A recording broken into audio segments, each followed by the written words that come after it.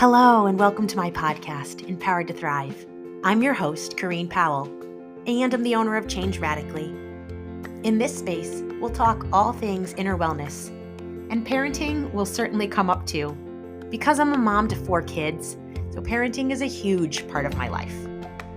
This space is designed for safety. Your inner child is welcome. Your past self is invited to listen as well.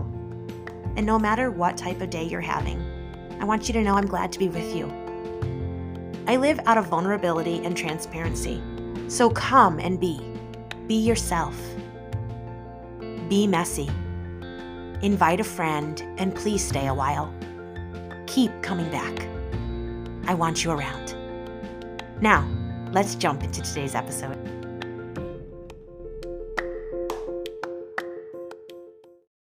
I'm excited to have Nellie here with me today.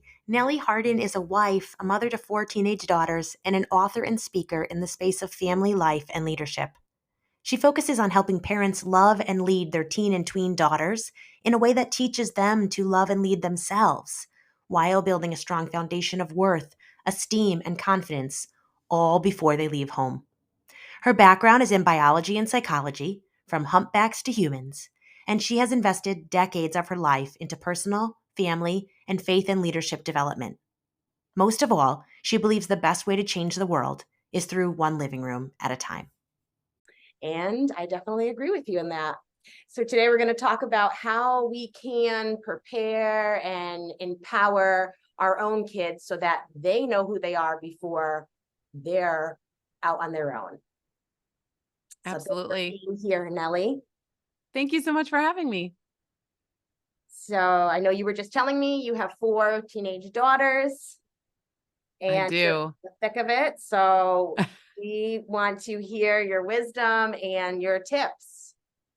All right. Well, yes, I have 4 teenage daughters right now. My oldest just went off to college, so I am in that very fresh wound phase of that right now. So my daughters are 18, 15, 15, and 13. So yes, I have twins in the middle there. We had, after going through years of infertility, which was, one emotional crazy, we went into 4 daughters in 4 years, which was another emotional, flavor of emotional crazy. So, but yes, and so it's been a beautiful ride, and I am right there with all of you right now, that have your teens and your tweens and even the younger ones. They say 18 years goes by fast. It goes by fast. Cherish it. I cannot believe how fast it went.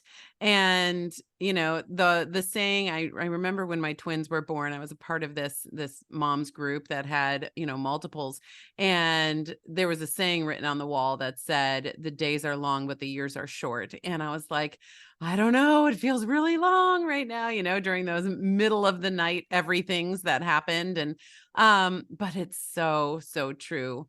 And I made this slideshow for my daughter's grad party, this past summer, and just going through there was so, reflective on, for me as a parent. And it was great. And it was playing in the background of the grad party and everything, but just making it was so reflective as a parent to see everything we had gone through and everything we had overcome.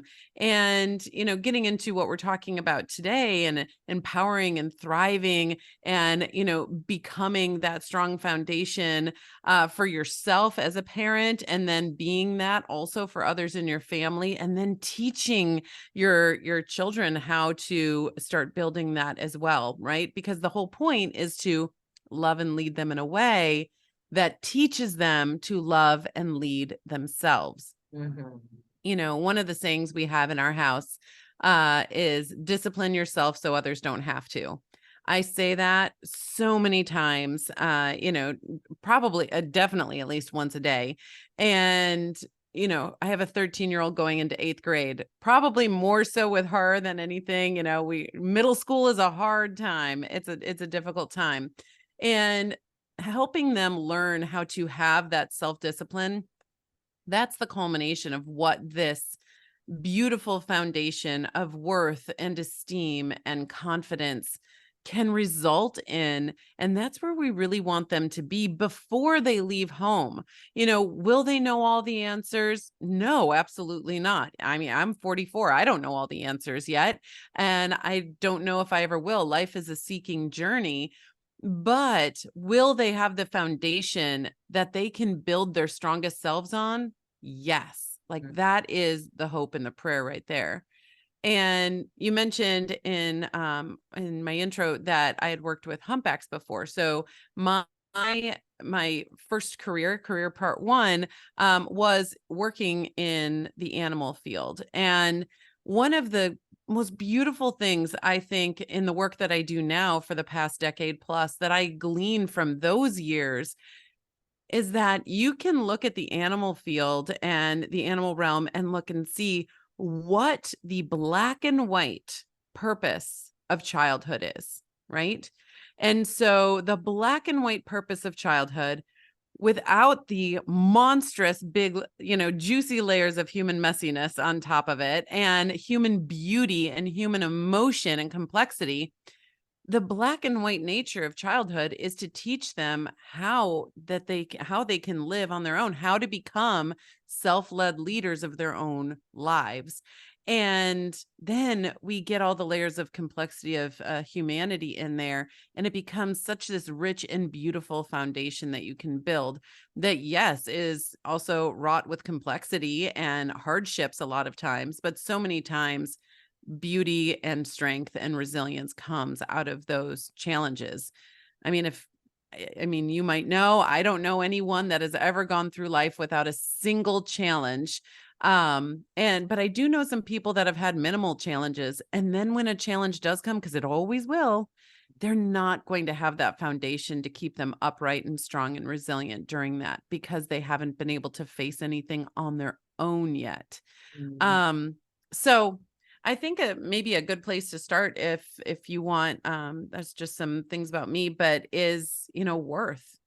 I think one of the biggest, issues that we have right now is in our world. It was hard raising kids. It was hard being a human when, 20, 25, years ago, but it's so much harder now with the advent of being on all the time, being compared all the time, right? And so self-worth has really taken a huge hit. And I just want to give, your listeners these 5 pillars of self-worth. That's really the basis of this foundation that we're talking about.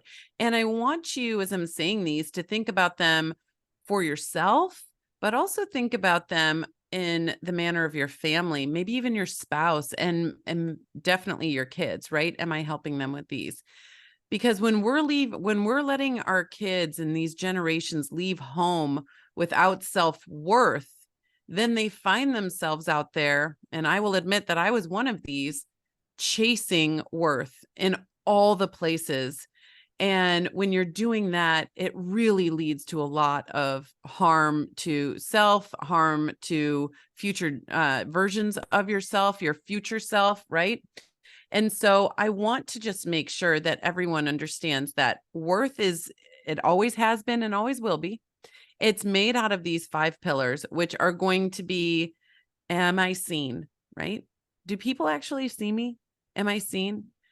Am I heard, right? Does my voice actually matter? Do my opinions actually matter, right?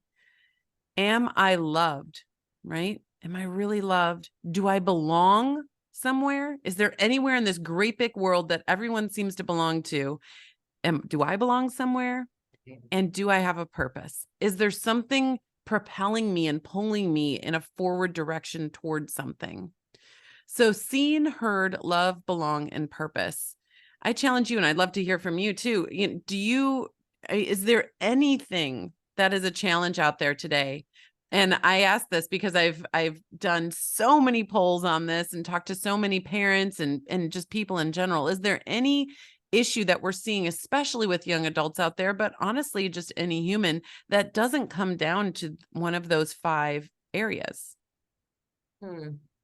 I don't know, but I know those 5 areas you're talking about are, very pointed, very across the board. We all need Yeah. what you're saying. Yeah. So I just know that for sure, that these are core needs that aren't, if they're not met, we're going to always search to feel like we belong, that we're seen, that our voice matters. Like, Right. yeah. And so what we're seeing out there today, though, is to your point, we all need these. We always have, we always will need these. And what we're seeing, especially in raising our kids in this 24/7 social culture, is that they are trying to be fed their self-worth from the outside in instead of the inside out.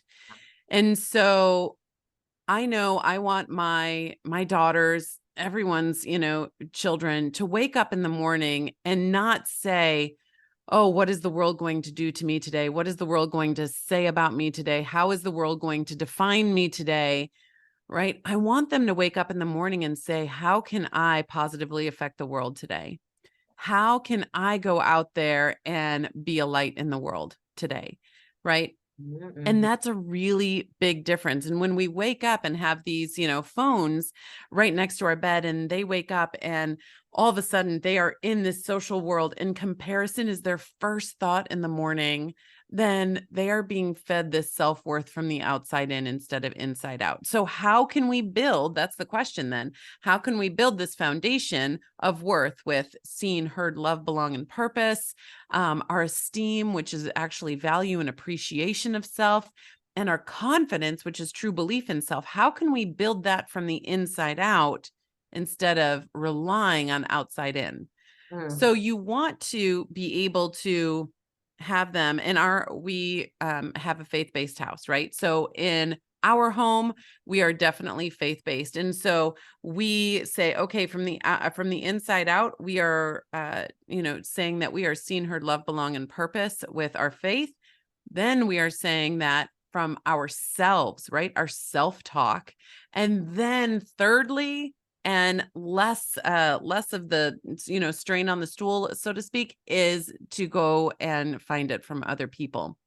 But home, you always want home to be that place that they can find those five things. Out in the world, it's tough out there. It is really tough out there because everyone is trying to find these. And especially, let's just use, middle school, for example, late elementary, middle school, it gets really tough for a lot of kids out there. Mm. And so when you think about this, a fair weather friend, maybe your child's experienced this. I know mine has, right? They have this person that talks to them. Maybe they come over and have, time at the house or, play dates, so to speak, or what have you when they're younger, just hanging out when they're older, maybe even a sleepover, something like that. And then they see them in school or they see them in some other social setting, and that person pretends that your child does not even exist, right? That is a hard reality. That is a fair weather friend that is only friends with you under certain circumstances, right? But also having your child, first of all, comforting them during that time, making sure that they know you are seen, heard, loved, belong, and have a purpose right here, right? And you will find your footing out there, but also flipping the script and having them see that from that other person's point of view of, yeah, they made a bad choice. That was not okay behavior, Mm. but let's explore and talk about a little bit what was going on there. Maybe they were feeling super insecure about something and they were trying to, be friends with this other person and they felt like that person wasn't giving them enough attention. So they were pouring everything into there and shutting out everything else, right? And so helping with this perspective work with your kids, right?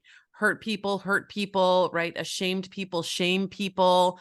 All of these things, helping your kids with this perspective work can really be helpful in order to help them understand it's not me against the world. It's not us versus them, right? We're all just people trying to do, hopefully, the best that we can. And our behavior is sometimes not fully expressive of what's happening on the inside. Mm. Yeah. And so that second piece, that esteem piece, is all about trust in self. It's about building that relationship with yourself, which is your most important relationship you're going to have in your earthly life here, is your relationship with self. And so a lot of the work that I do uses the normal functions that are happening anyway, psychologically speaking, biologically speaking, and using them for your betterment. So let's take the thought cycle. You have a thought that comes from somewhere. We have thoughts that come from our past, thoughts that come from our environment, thoughts that come from yourself, right? And what is going on at the moment or a task at hand. But you have a thought, and then you develop a feeling about that thought, right? If you choose to linger on that. And you have choice in this. A lot of people don't think this, but you do have choice in this. Mm. And it's a beautiful process, and I don't have time to get into everything right now, but just a brief overview, right? We have a thought, we have a feeling, we have a decision, we have a behavior, we have a result. And it's this constant cycle that's going on. And those results feed into thoughts again, of course. And then it goes, and you can have upward spirals and you can have downward spirals of those. But the more that you can trust yourself in getting in there and saying, you know what, I thought this, I'm going to throw away that thought. That doesn't serve me. That doesn't serve the people around me. That doesn't serve my future self, right? Or I'm going to develop some feelings about this. I'm going to invest in this. That's what we're doing when we're developing feelings. And then having that decision. And before it goes into action, asking yourself, does the action that I'm about to do actually serve who I am trying to become? Right. So there's a lot of talk out there today that we have to, discover ourselves or, find out who we are. The truth of the matter is we get to decide. Life is a choose your own adventure story. And I think about this big daisy field that's on the, side of a mountain or something. And it's not that our physical self goes out and has to find our spiritual and our mental self, like, oh, which one am I? Right. We get to decide and we get to go forth and build who we are trying to become. And it's this beautiful journey that we get to do. So decide where you want to go, point your feet in that direction and go there, right? And so that distinction or that journey between decision and behavior, that's a sweet spot right there, an identity checkpoint that you get to say, wait, is that actually who I am trying to become right now? And a lot of people are not understanding that. And so when I can tell my kid who is hurt and heartbroken and feels like, pond scum because this friend that they thought they had is ignoring them, and I can say, you know what? You need to trust in your behavior. And if you can do that, you're winning, right? And this person, their behavior didn't match, their thoughts or their previous behaviors that they had toward you. And that's a shame. And I really want them to be able to trust themselves. And so let's pray for them. Let's give hope to them, and let's keep going on with our journey and making sure that you can learn how to trust yourself and where you're going. Mhm. Yeah. Yeah. As you're talking, I'm thinking about how, and you touched on it, but through all of this, like with when it comes to our kids, I remember a couple years ago, my kids started at school, and one of the other parents is a hairdresser, has her own salon, and my girls, I forget if they had gone to her salon yet, or she just had interacted with them because of being another parent at the school. And she said, I really love how your girls carry confidence, self-confidence. And, I teared up immediately because I said to her, well, really, it's a byproduct of the work I've been doing on myself. Yeah. Because I believe there's a direct correlation to what we are battling as parents within our own self. I mean, there's a transfer in the DNA right out the gate. And not Right. that it's a hopeful thing. Like, things can be changed, things can be affected. Neuroplasticity is a wonderful thing. Like, our brains and our bodies are fabulous.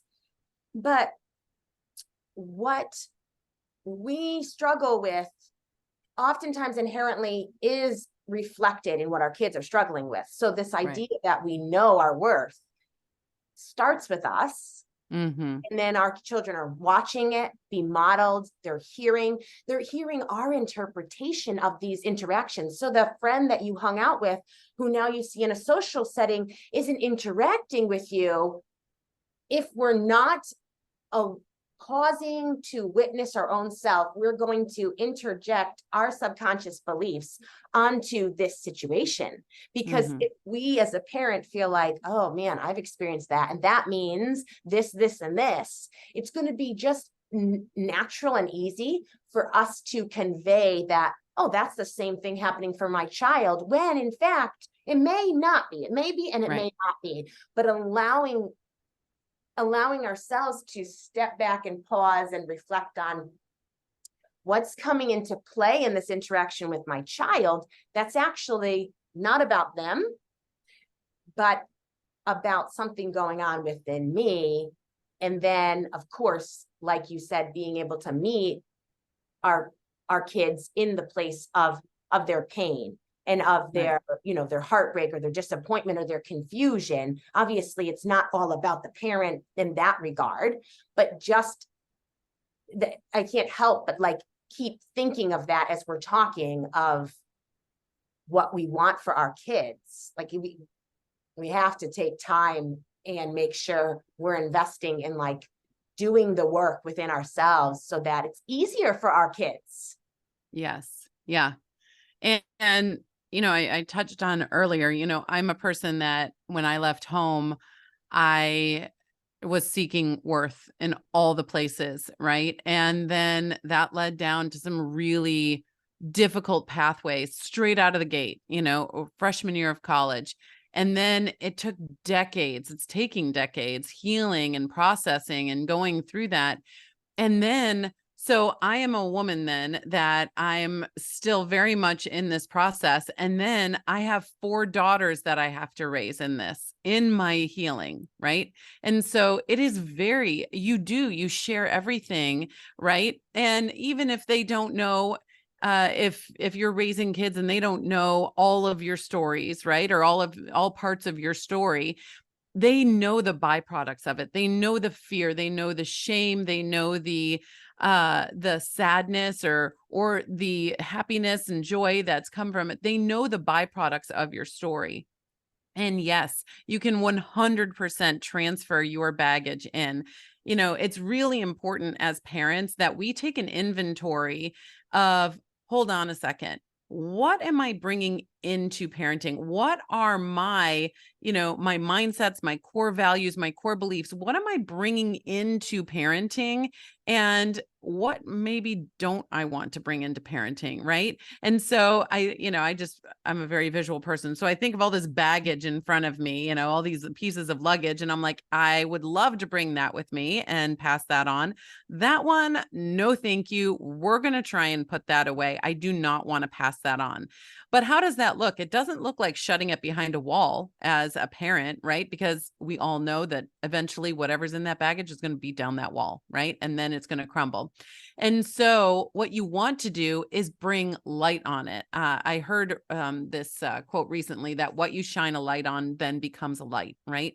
And so you can shine a light on it. And so what that looks like for me, if I had, issues we'll just keep on with the scenario, right? And I definitely had that happen to me when I was young, having many fair weather friends. And first of all, empathizing with your kid, I get it. That really, really hurts. And I'm sorry that you are going through this. I've been through this too. Know that you're not alone, but know that you can get to the other side of it, right?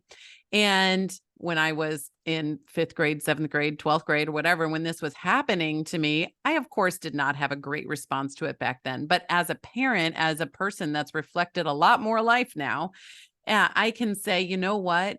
It's going to be okay. And this is why it's going to be okay. There's going to be more friends, and we're going to try and understand what is happening right now. And we're just going to, sit in the hurt for a little while. And that's okay. Life is not easy, and life is not always, rainbows and butterflies. And you're going to go through challenges, but know it can and will get better. Right. But The other side of that coin is a parent that sees this and is like, they're terrible, they're awful, no, they're never coming over to our house again, and all of this, and then that breeds this hostility, and it defines for the child, this is what I do in this situation. If someone hurts me, then I become a bigger hurter of them. I become hostile toward them, and I shut them off, and I don't do them, or I don't interact with them. Well, then how does that feed into a future marriage, right? Marriage can be hard. I mean, you have, you see different perspectives, you're trying to do things differently. And then in that marriage, if they do something you don't like, you're going to become more hostile, you're going to shut them off, and it's not going to be a healthy marriage. Raising kids, for when you're talking about your future grandkids, even raising kids is not easy. Those children will hurt you at some point. And we have to be able to rise above and have that firm foundation of knowing my worth is here, my esteem is here, my confidence is here. And even though you are being explosive toward me right now, you are not being kind to me, I can be kind to you. I can be calm. I can be kind to you. And so everything that we are teaching our kids is what we are asking them to do, whether we're like actually verbatim asking them to do it or not. And so how we react to things, like you said, they're always watching, right? So if we're in the car and someone cuts you off, and whatever that reaction is, you are then defining to your child, this is what you do in this situation in the future, right? And so that's not a walk on eggshells, do everything perfect moment. I do not believe in being perfect. It's impossible. And if you're trying to portray that, we really are hurting our kids. You need to screw up in front of your kids. You need to lash out or do whatever, and then go apologize and make amends. Right. And so there was a situation that we had not too long ago where we my husband and I had something happen to us when we were on a vacation, and someone was, got upset with us for something that was totally out of our hands. And then that triggered like a response that we were like, hey, listen, and later on, we're both sitting in the car, and the kids, all six of us in a minivan. And so we're like, so guys, listen, earlier today, that guy really, upset us and made us angry, and it was nothing that was in our control, but we should have responded with more grace and understanding and just calmness, instead of, what we did. And we didn't yell or, make a scene, but we were just shorter than we could have been. And I was like, we could have done better. And so they see, okay, this is what mom and dad did, but they understand that they could have done better. And so that's the way that I should go, right? That's what I want to try and do. So everything we're doing is teaching them something. And that takes us having some healing and thriving internally, and a lot of self-reflection as adults. Yes. Yeah, I thinking about last night, I was having a moment where I was so frustrated and I was vocalizing it, and my son says to me in the middle of it, Mom, why don't you just do some X's? Because we're in the middle of a brain reorganization program. And so one of our exercises is left and right, crossing up and down. And I was like, you know what? I didn't even think of that. That's a great idea. Yeah. And it probably sounds more put together. The scene didn't, it didn't feel so put together, but it was like, what you're saying there, our kids are watching, and together, like, we can do it together. And I didn't feel there's actually, as I reflect on it now, like, there's no sense of shame of like, oh, but my son's suggesting no. It's like, this is wonderful. Together we're doing it. He never needs to parent me, but it wasn't that sort of situation, right? It was like, oh, here's a resource. Are you considering this resource? Oh, right. Thanks, buddy. I can consider this resource. So then when one of my other kids is, very dysregulated and expressing it in ways that aren't beneficial, then they're saying, AJ mentioned to me, like, I could do X's, like, if you want to do that right now, because I didn't even think of it. Right. Yeah. And So it was just this moment that I felt like was not full circle, but like, okay, yeah, this is how we're doing life. Like we're doing life where we aren't able to, I say able, like we aren't able to hold it together all the time. Yeah. Like the goal isn't to try, and it's also not, and it's for someone like me, it's just not even possible. Like I didn't, like I probably did that for a period of my life. And then I realized, you know what, that's like taking such a toll on my body. Like I Mm. can't not hold it all together all the time because my Yeah. body's telling me, you can't do this. You can't. Um, but that's just not the point. Like I'll hear someone say like, I don't want to cry in front of my kids. And it's like, you can tell them Yeah. they don't have to make you feel better. Mommy's just sad right now. Mommy is crying, or maybe she's not even sad, right? You could be crying for all sorts of reasons, but you don't have to make it better. I'm just feeling my emotions right now. And I think what's important in that is, like you said, our children are able to see the reality of like what's real, that this is a Mm-hmm. real part of life. Otherwise, we easily presume that tears are unnatural or not appropriate. I hear people apologizing for their tears all the time to me. And I was Yeah. like, no, if your tears are showing up, that is wonderful. You feel safe. Your body needs to release this way. And yet our kids also need to hear at the same time, they don't need to fix it, or like, because empathetic children will very quickly be Yeah. there to, I need to take care of mom or dad. I need to take care of Right. so. So, well, that's not the goal either. It's to be able to be in your emotions sometimes and let your child be with you and know like this is actually a normal part of living. Right. And um I mean, there's a lot to that, right? It's not like we want to do this all the time. Like, okay, then, we need to find resources to help ourselves. But you know what I'm saying, generally. Yeah. Well, this has been, I mean, it's funny you bring that up. This has been very much part of my life, especially for the last 2 weeks. We had such a busy, packed summer, and there was all these buffers in the way of, we're a very close family, and, the six of us, four daughters, 4 years, the sisters are close. And so the thought of my oldest going away to college has been very daunting, right? Just, and not because she's not ready. She's so ready. She's so capable. She's wonderful. That, I don't have fear of that. It's just that the six of us, right? The tribe that we have had for 18 plus years, a part of that is breaking away. And it's this reality, this mourning coupled with excitement, and it's all of those things.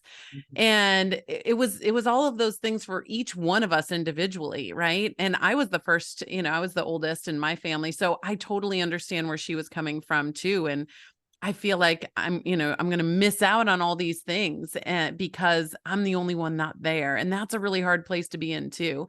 So we had so many discussions over the summer, but when we came back from our last family vacation a couple of weeks ago, we had a 1 week buffer, a 6 day buffer before she was moving out then.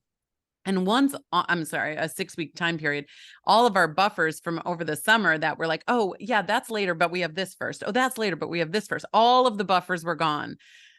Yeah. Oh my, that week I could have filled an ocean. I live here on the Atlantic Ocean. I'm pretty sure I could have filled the ocean with my tears I was showing. And I to your point, I was hearing a lot of, and I had people telling me too, don't cry when you drop your kids off at college. You don't want to have them see you cry. You don't want them to leave sad and all of this. And I was like, first of all, can't help it. And second of all, it's okay. Like it's a I had to be able to let myself release, because if I was trying to hold in that torrent of, Hurricane Nellie that was happening inside of me, there's no way I would have exploded. And but also at the same time just saying, yeah, I'm sad, but I'm going to be okay. I'm going to be okay. And I'm only sad because it's been so wonderful, right? I'm only sad. This only hurts so much because of what we have built and loved and created together. As we have a hashtag, the happy Hardens, right?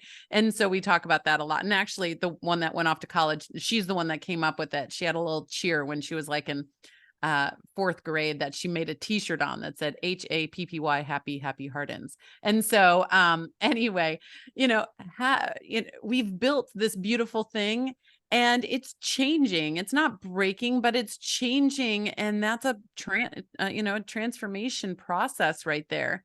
And so having your kids see, wow, there's a lot of emotion mom is carrying, but she said she's going to be okay. And I believe her, right? And I believe her because I've been able to grow in trust with her because of all of the other things that she said over time, right?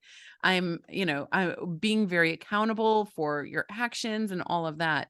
So yes, letting your kids see emotion and knowing that life is not just this very sterile, path, conveyor belt of going through events one after another is really important, because if they don't see it and they don't understand how to then recover and get through these things, then when it happens to them, they're just going to crumble. That foundation that is built, it just will fall right through, like the movie Money Pit with Tom Hanks in it, right? He's going up the stairs and just falls through the stairs, right? That's what I think about. This foundation will not be strong enough.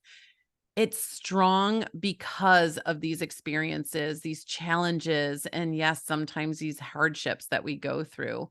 But yeah, having them see that is really, really important. Yeah. Yeah. Well, I'm taking a quick moment, interrupting the episode to let you know about an upcoming group session that I am hosting. It will be all about how to deal with difficult family members, difficult people that you have to interact with over the holiday season. We will meet via Zoom, so come from the comfort of your own home. Join us live if you want to be able to participate, ask your questions, chime in and talk about your experiences, or watch the replay if this time doesn't work well for you. We'll be meeting on Thursday evening, November 16th from 7:15 to 8:30 p.m. Eastern Time. Only $25 to save your spot, and I would love to have you there. Link in the bio.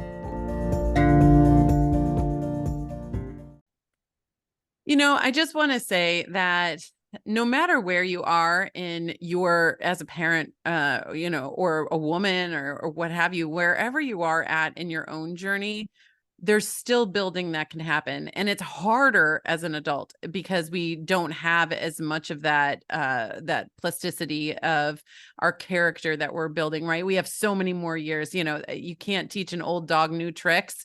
I like to say it's just harder to teach a new dog or an old dog new tricks.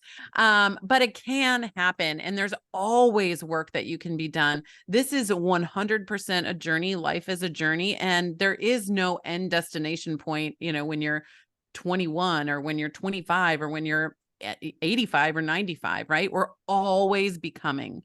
We are always becoming. The question is, what are you trying to become, right? Are you going in the direction that you want to go in? Are you building?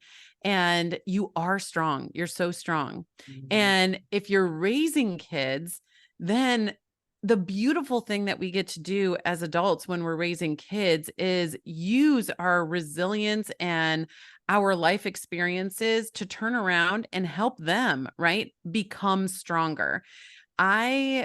As an adult, like I was said earlier, I've been through so much leadership training, faith training, personal growth training, family growth training, all of that.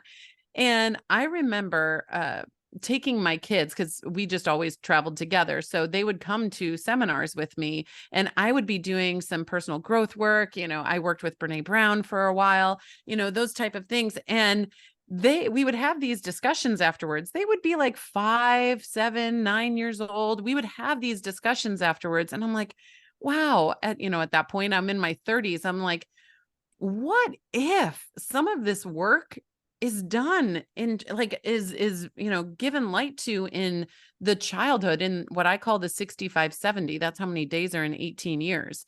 And so what if some of this work is brought to life in the 65-70 instead of possibly being done in 30s, 40s, or never even in a lot of adults cases? There's this 65, 70, the space that the brain is in during that time, the space that our life experiences are in during that time is such a rich, fertile soil for growth and building. And so we get to do that and build that foundation of worth. Like I said, seen, heard, love, belong, purpose. That's what you want to be building in them from within and on the outside, especially in your home. You don't have any control over what, Susie or Luke or whatever does in the school hallway, but you do have control over what is happening in your home and how you react to situations, right? And if you don't react well, that's okay. Have accountability for that and go make amends and let them know, you know what? I screwed up there. I'm sorry I screwed up, and this is what I should have done, and this is what I'm going to work toward doing better next time, right? We all need to be accountable to ourselves, and we want to teach our kids to have accountability to themselves as well in order to become that self-led leader. But yes, worth, esteem, trust in self, and confidence. Building it for you, helping them build it for themselves. That's what it's all about. Yeah. Plus, we hear about what happens in the school hallway if we created a relationship with our kids where Yes. they can safely tell us. Like I can feel every time one of my kids comes to tell me about something that I otherwise would not have known about, the gift in that. Mm-hmm. And I just don't take it for granted. Like I sit with gratitude because I recognize that's the beauty of it all, right? I didn't have relationship with my parents where I had the ability to, or where it was cultivated to where it was easy to talk to them or to tell them these things, or the belief that they would even be interested. So what you're saying, like I just love talking about the realness of life with you, because I feel like that is what it's all about. Like for everyone to be hearing, like, this isn't some pie in the sky thing. Like, this is like, how are we just doing the everyday? Yeah. And then creating this, you use the word firm foundation, like creating this space that our children are just able to stand strong because of it. So thank you so much for what you're sharing, for what you're doing, for the ways that you are changing the culture, because I appreciate it. Oh, thank you so much. And right back at you. And I will list in the show notes, but where is the best place for listeners to find you and connect with you? The world's complicated enough. I love to keep it simple. On nellieharden.com, you can find everything there from our communities that you can become a part of, resources, masterclasses, all of that is available there, a book. So, yep. Okay, fabulous. If you enjoyed the conversation that Nellie and I got to have today, I want to highlight for you a few previous episodes that I've recorded that will expound on what we were talking about today. If you want to go ahead and take a listen, Season 2, Episode 32, Conscious Parenting, and from Season 2, Episode 30, Emotional Triggering, and Season 2, Episode 31, Emotional Triggering Continued.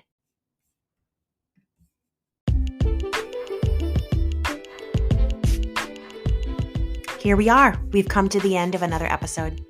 Sit back and reflect on what you heard. What's the one thing that resonates with you that you can take away and do something with? Let's not just listen. Let's listen and take action. Now, action may look very different for us, but it's doing something with what we hear. I hope that you'll share today's episode with a friend that you think would also enjoy it. And please come back next week. I hope that you have a fabulous week and that you remember when you pillow your head at night, when you're going through your days, that who you are is good. And I'm glad that you're alive.